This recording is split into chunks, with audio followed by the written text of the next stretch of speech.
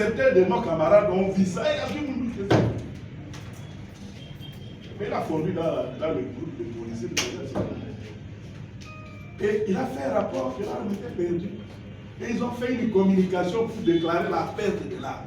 Malgré cette vérité-là, quand vous regardez la télévision, il y a des gens qui continuent à lier les noms de Salomon à cette arme. Malgré la vérité. Il ne faut pas minimiser la mauvaise foi des gens que nous avons en face. Ce pays a plus de 100 millions de personnes. Les membres de nos partis, de notre parti, en réalité, on est autour de 2 millions. Il faut dire vrai. Je ne parle pas de sympathie. C'est qu'on remplit là.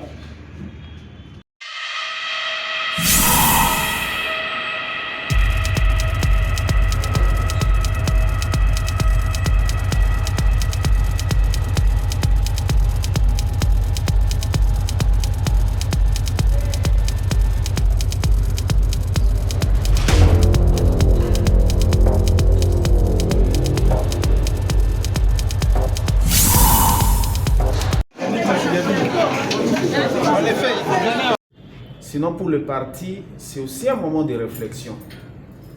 Parce que par coïncidence heureuse ou malheureuse, nous traversons des étapes qui ressemblent à une étape que nous avons traversée de son vivant, qui a fait qu'on était dans la majorité à l'époque, mais parce qu'on n'a pas été écouté, en tout cas, il était parmi les maîtres à bord du changement qui avait été intervenu à l'époque contre la majorité présidentielle sous le président Kabila.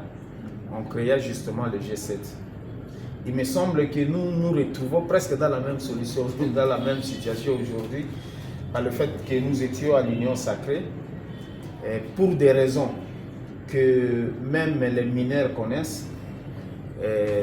Nous avons traversé en état aujourd'hui à l'opposition. Cette coïncidence a poussé l'organisation à essayer de réfléchir sur comment nous comporter. Est-ce que cette coïncidence-là pouvait nous permettre aussi de réfléchir? Donc c'est comme ça que nous avons créé cette journée, qui est en fait une journée de réflexion. On peut l'intituler comme on veut, panel ou atelier. Mais au moins, c'est un cadre de réflexion participative. Il ne s'agit aucunement d'un enseignant qui dispense la matière ici, mais ce sont des exposés qui vont nous permettre de projeter des réflexions en termes de participation sur ce que nous allons y aller. Voilà pourquoi, tout en s'excusant pour le retard dû au calendrier à l'agenda qui a été fait, le premier intervenant ici, ça sera le secrétaire général. Je n'ai connu le président Pierre Loubi que quand il était déjà député national de son parti. Je ne l'avais jamais rencontré avant. J'avais entendu parler de lui. Donc j'ai appris de lui. J'ai appris à ses côtés. On était déjà dans mon engagement politique, dans mes fonctions de député. Donc je compte parmi les disciples. Ces disciples, en ce qui concerne son engagement en politique. Et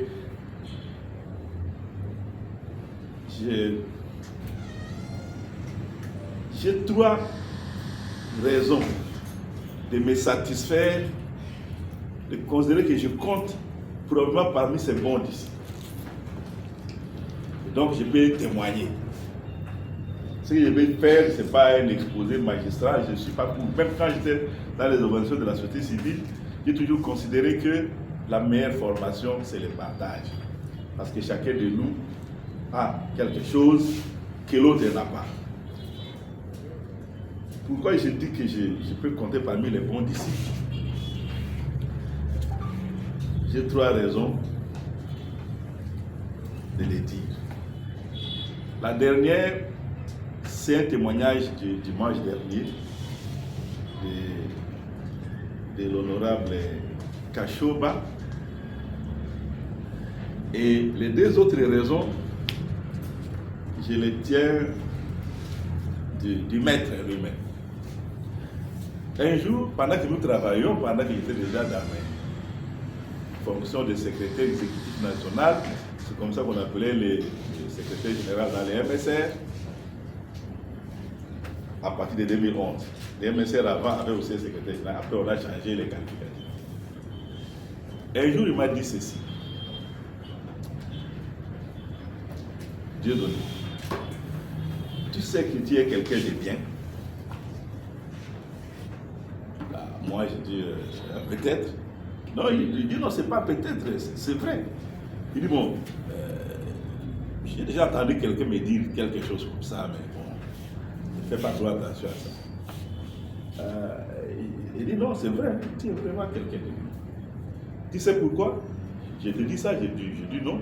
Il dit parce que depuis que nous travaillons avec toi, tu n'as jamais subi ma colère.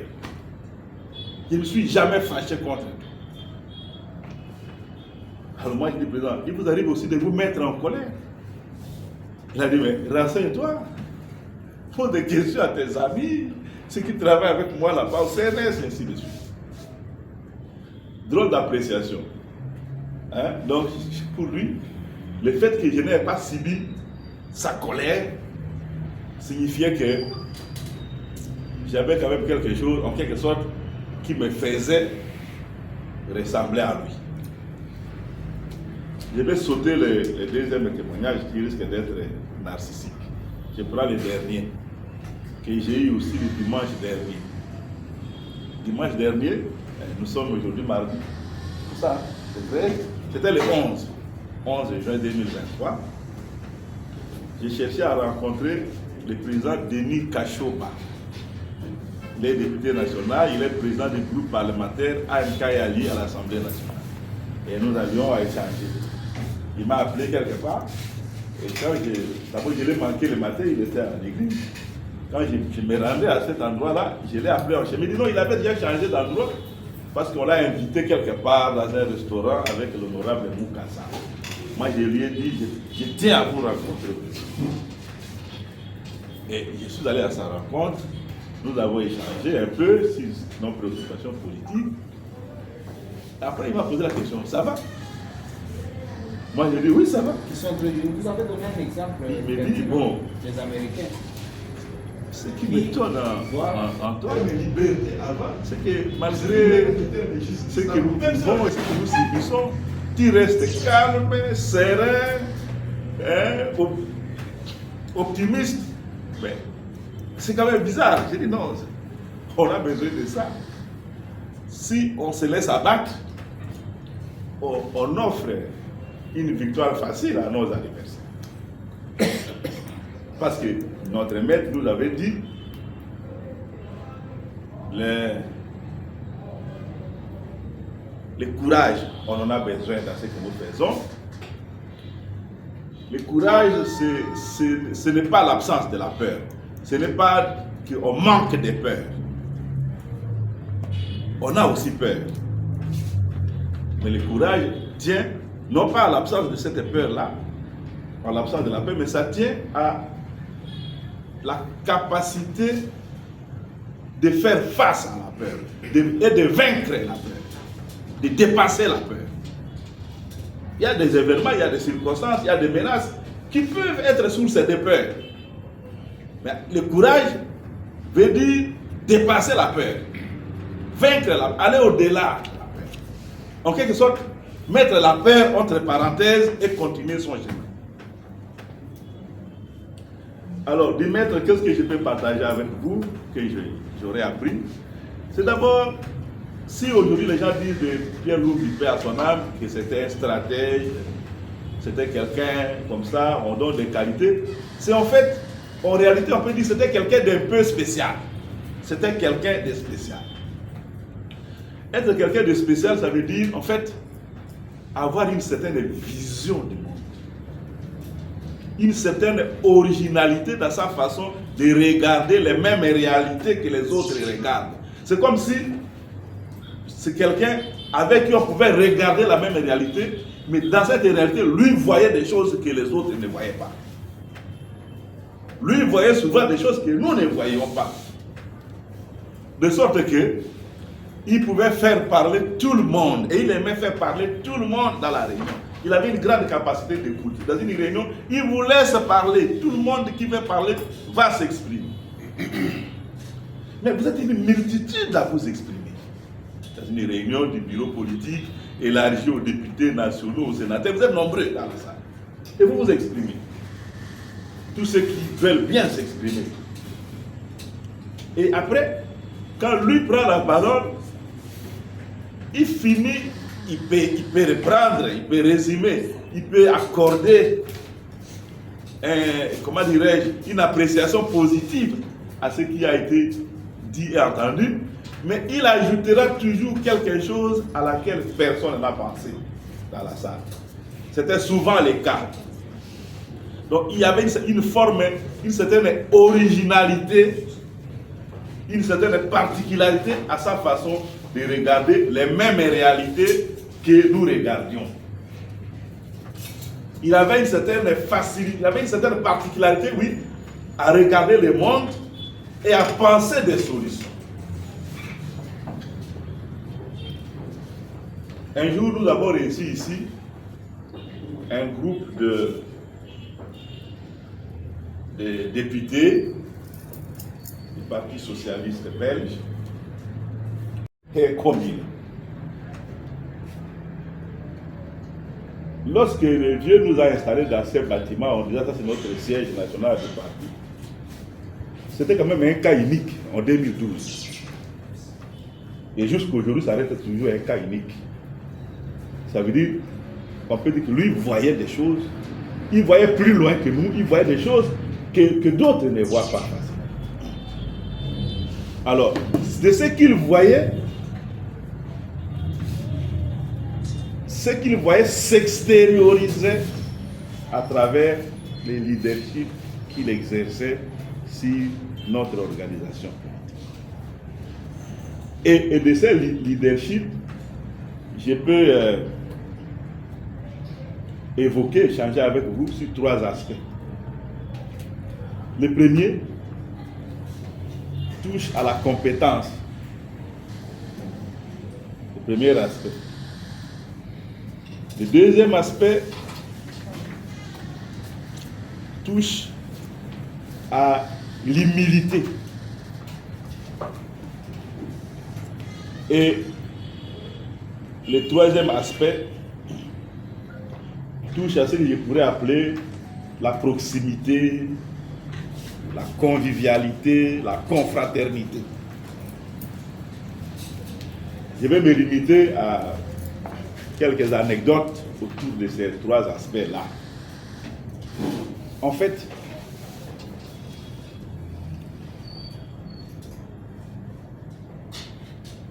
le président Pierre, beaucoup de gens lui reconnaissaient des qualités de stratège. Beaucoup de gens reconnaissaient son expertise. Donc c'est quelqu'un qui avait de la compétence. C'est quelqu'un qui avait la maîtrise de ce qu'il faisait. Et la particularité qu'il avait dans cette dimension-là de compétence, c'était pas qu'il se tuait de travail. Il était capable non seulement de travailler dur, mais aussi de faire travailler les autres. De nous faire travailler dur. Et pour nous faire travailler dur, il avait cette particularité de faire en sorte que chacun puisse aimer ce qu'il était en train de faire. Il créait une ambiance telle que le travail qui vous est donné, vous allez vous sentir motivé à le faire de bon cœur. Vous allez aimer ce travail-là. Et vous le faites en donnant le meilleur de vous-même. Et naturellement, quand vous avez 2, 3, 4 qui donnent le meilleur d'eux-mêmes, dans une tâche donnée, chacun s'occupant de tel ou tel aspect, quand vous mettez les résultats ensemble, ça ne peut que aller vers l'efficacité, vers l'atteinte des objectifs. Et ça, c'est pour moi quelque chose de particulier. Il était compétent, il pouvait faire ce travail, mais il répartissait les tâches. Et il mettait une ambiance telle que chacun prenait sa tâche au sérieux et mettait le meilleur de lui-même à la réaliser. De sorte que, à l'arrivée, mais chacun pouvait être fier du résultat global, tout en étant fier de sa propre contribution. Ça, c'était quelque chose que je n'ai pas travaillé avec beaucoup de patrons dans ma vie, mais j'en ai quand même connu quelques-uns, notamment au niveau de la société civile, où nous étions, avant de nous engager en politique. J'ai trouvé que ça, c'était quelque chose de singulier dans la manière de M. Pierre Lumbi de conduire son organisation politique. Il travaillait dur, mais il savait faire travailler aussi. Mais il savait surtout créer une atmosphère telle que chacun prenait son travail au sérieux, chacun donnait le meilleur de lui-même. Donc, chacun aimait le travail qu'il faisait au parti. Les résultats sont là.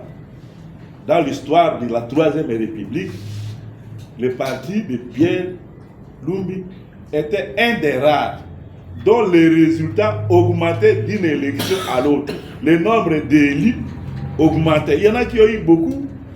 Et au deuxième cycle, ils ont baissé. Mais chez nous, on avait toujours un nombre d'élus supérieur à la fois précédente. Même au pire de la persécution que nous avons connue, les résultats étaient supérieurs au cycle précédent. Parce que c'était une affaire de collectif. Lui, c'était comme le metteur en scène. Et nous aimions dire de lui, fièrement, qu'il était notre coach. Il jouait comme coach, hein, sa part. Il œuvrait comme coach, comme modèle, comme chef du parti, mais il ne se confondait pas au parti. Il était le chef, mais il n'était pas l'organisation, il n'était pas le parti. Il était un maillon d'un ensemble plus grand. Donc son expertise, sa stratégie étaient partagées, de manière à ce que chacun pouvait en retenir quelque chose et utiliser cela dans ses propres tâches, dans ses propres attributions. La réponse c'est oui et non. Si on prend le processus, je dirais oui. Si on prend les résultats, je dirais non. Pourquoi? Parce que notre parti a une histoire particulière. Je l'ai évoqué un tout petit peu entre les lignes. Vous n'avez pas senti. En mettant 6, 7, 8 partis politiques ensemble, hein, pour former ensemble pour la République, on mettait des acteurs et des dirigeants de plusieurs écoles, pas seulement de l'école de Rouge. On mettait des gens de plusieurs écoles ensemble. Et les uns et les autres, certains regardaient dans leur propre direction. Il y en a qui étaient tentés au début d'être ensemble tout en entretenant encore des groupuscules, on célébrait encore d'autres messes à côté. Il a fallu travailler et travailler et travailler encore pour que ces petites messes-là arrêtent d'être célébrées à gauche à droite et qu'on se rapproche et qu'on regarde dans la même direction. Ça a été un processus laborieux. Et j'ajoute le fait que on avait les associations. Il n'y a aucune personnalité dans le pays au nom duquel on a déjà créé autant d'associations que Tatoum. Même Katabi, quand il était au sommet de son pouvoir, même Fati maintenant. Donc au nom de Katoubi, il y a des dizaines, des centaines d'associations qui naissent, qui font du bruit à gauche, à droite. Bangonde Katoubi, tout ça, c'est elles les associations qui tiennent, qui fonctionnent. C'est eux. Mais j'ai un jour à Lubumbashi rencontré un groupe de 15 qui tenait à rencontrer le président. Quand je leur ai expliqué un certain nombre de choses, ils ont boudé, ils sont allés dans les réseaux sociaux et ainsi de suite. La seule chose qu'ils pouvaient les rendre comme service, c'est de les amener chez les présidents. Les restes là, ça ne pouvait pas entrer. Moi, j'ai dit non, moi j'ai réussi de gérer les partis. N'oubliez pas que quand vous êtes dans une association c'est une organisation qui relève de la société civile. Vous voulez soutenir Moïse Katumbi dans son leadership politique, vous avez le choix entre devenir déjà membre du parti ou bien tenir votre association qui va être partenaire du parti. Il n'y a que ça. Vous ne pouvez pas être dans une association en train de faire du bruit et d'envoyer des messages dans les réseaux sociaux et espérer que demain on va vous bombarder, président fédéral du parti dans une commune. C'est impossible. Vous n'êtes même pas membre. Mais ça ne va pas empêcher les uns et les autres à vendre des illusions. Que c'est eux qui vont vous amener direct chez Katumbi, c'est eux qui vont faire ceci. Bon, les gens ont vendu ces illusions aussi toute l'étendue de la République pendant longtemps. Certains ont pris des fiches d'adhésion ici, ont fait adhérer les gens. 2000 personnes, 3000 personnes. Et ils ont gardé ces fiches sur eux comme un objet de chantage. Jusqu'à ce qu'on reconnaisse leur leadership et on leur donne je ne sais quelle médaille. Bon. Tout ça fait partie de tous les éléments que nous essayons progressivement de rentrer, de ramener à une forme de cohérence globale pour une seule et même organisation qui reconnaît un seul leadership et qui le soutient. C'est pourquoi je dis, et ce processus est en marche. Quand on a donné les premières responsabilités au parti, on a fait sur base des partis souches. Les anciens responsables des anciens partis amenaient des risques. Vous faites quoi? Ils disent qu'ils ont pignon sur rue là-bas. Ou par le fait qu'ils ont un élu là-bas, nous disons ok, ils ont pignon sur rue. Vous amenez des noms, y compris des gens qui sont déjà partis. Vous faites quoi? On est dans un pays continent, vous les mettez. C'est maintenant que quand on a fait le constat que certains ont failli, qu'on cherche à les remplacer. Non plus sur la base des souches, mais sur la base de ceux qui ont montré leur disponibilité pour leur parti. Aujourd'hui, il n'y a plus de souches. On ne peut plus mettre quelqu'un parce qu'il est venu du MSR ou du PDC. Non, on met quelqu'un parce que dans la commune, là, son visage est connu. On reconnaît qu'il participe aux réunions, et ainsi de suite. C'est ça la nouvelle mise en place. Bon, qui a un peu traîné depuis le congrès. Parce qu'il y a eu des contraintes, et des contraintes, et des contraintes, mais qui finira par être publié par étapes. D'ici là, avant la fin de ce mois. Les actes du président vont être publiés avant les actes du secrétaire général, et ça va se suivre. Donc, c'est assez laborieux. Il y a lieu de reconnaître que nous ne sommes pas encore arrivés. Donc, nous n'avons pas encore la totalité de la cohésion nécessaire pour que notre parti tourne bien. Mais le jeu collectif est en train de se mettre en place. La cohésion interne, le fait que les gens ont compris qu'il faut quand même, au moins quand on veut soutenir Moïse politiquement, être soi-même membre du parti. Ça se comprend progressivement et nous essayons d'avancer avec cette réalité-là. Donc, sur le plan des résultats, on n'est pas encore arrivé. Le président lui-même disait à quelqu'un qui était très sceptique. Vous savez, à un moment donné, pour ceux qui étaient à Kisangani, les gens avaient entendu les histoires des gens, le secrétariat général, là, il n'y a rien, on ne fait rien, ainsi de suite. Mais quand nous sommes allés à l'inauguration du siège à Lubumbashi, certains étaient surpris de voir qu'on avait déjà 400 000 adhérents. Et quelqu'un a été critique par rapport à ça. 400 000, on devait déjà dépasser des millions. Et un autre lui a dit, toi et moi, on va souvent en Europe, non? Combien de partis politiques ont 400 000 membres? Dans quel pays? Hein?